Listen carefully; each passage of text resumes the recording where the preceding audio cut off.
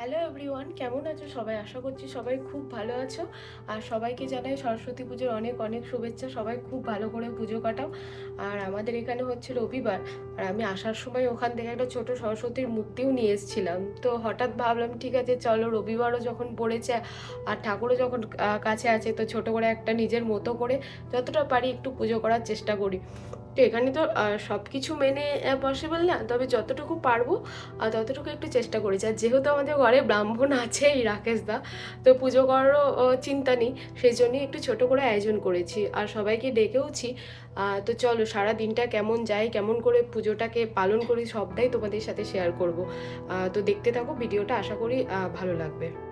এখানে আমার টুকটাক কাজগুলো চলছে, বুকে থেকে ফুলগুলো ছাড়িয়ে রেখে দিচ্ছি। এখানে না অন্য কিছু ফুল পাইনি আমি, মানে আগের দিন যেহেতু ঠিক হলো, তো ইন্ডিয়ান মার্কেট এখানে আর যাওয়া হয়নি। সামনে যে মার্কেটটা ছিল ওখান থেকে এই ফুলগুলোই পেয়েছিলাম।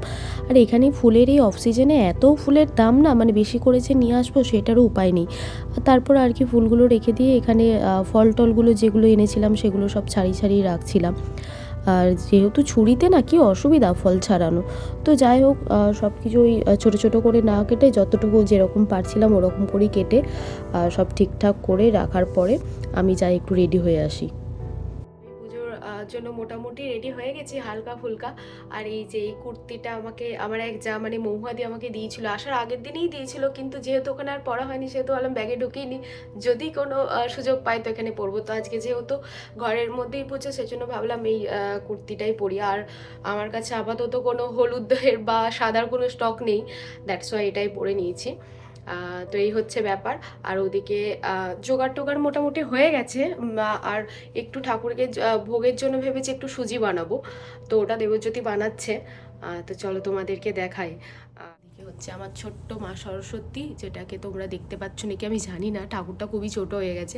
এদিকে ফল টল কাটাকুটি রাখা হয়েছে, এদিকে ফুল, মানে যেটুকু সম্ভব আর কি।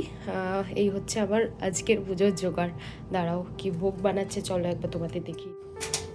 আর এই যে আমি ছোট্ট ছোট্ট একটু আলপনা দিয়েছি এখানে, জানি না কি হয়েছে।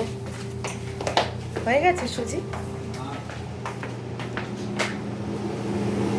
এই যে এখানে এটা হচ্ছে। তো এই যে আমাদের সব মোটামুটি রেডি হয়ে গেছে, আর এদিকে আমাদের ব্রাহ্মণ মশাইও রেডি হয়ে গেছে পুজো করার জন্য। তো চলো ওটা আগে সেরে নিই। আর এই রান্নাঘরে তখন চলছে তোমার এই রান্না বান্নাগুলো বসিয়ে দিয়েছি, কেন কি অনেকটা বেলা হয়ে গেছে।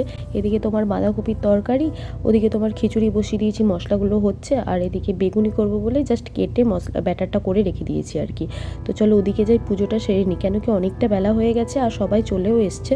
তো বেশি দেরি করে লাভ নেই, কেন কি সবাই তো না খেয়ে আছি, তো সবার আর একটা বাচ্চাও আছে, তো সবার মোটামুটি খিদে পেয়ে গেছে। তো চলো যাই। জানুয়ারি মাস থেকে সাদাই দেখছি, এখন সবুজ হয়নি। না টেম্পলে তো নেগেটিভে যাইনি।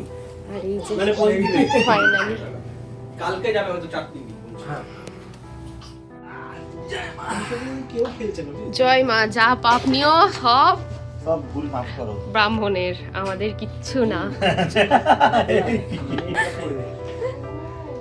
একটা বাটিতে জল আনো। হ্যাঁ দিয়ে দাঁড়াও।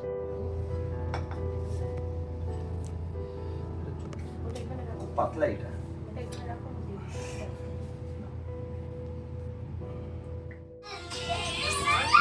মামা আস্তে।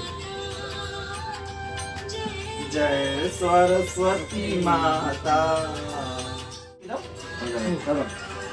আরে শুধু এ না, তুমি করলেই হবে। তুমি বললি তুমি করলেই হবে, আমরা এখান থেকে চাপটা নিয়ে নিলেই হবে। ট্রান্সপায়ার। তো এই যে পুজো টুজো সব ইতিমধ্যে কমপ্লিট হয়ে গেছে, আর আমরা বসেছি সবাই মিলে প্রসাদ নিয়ে।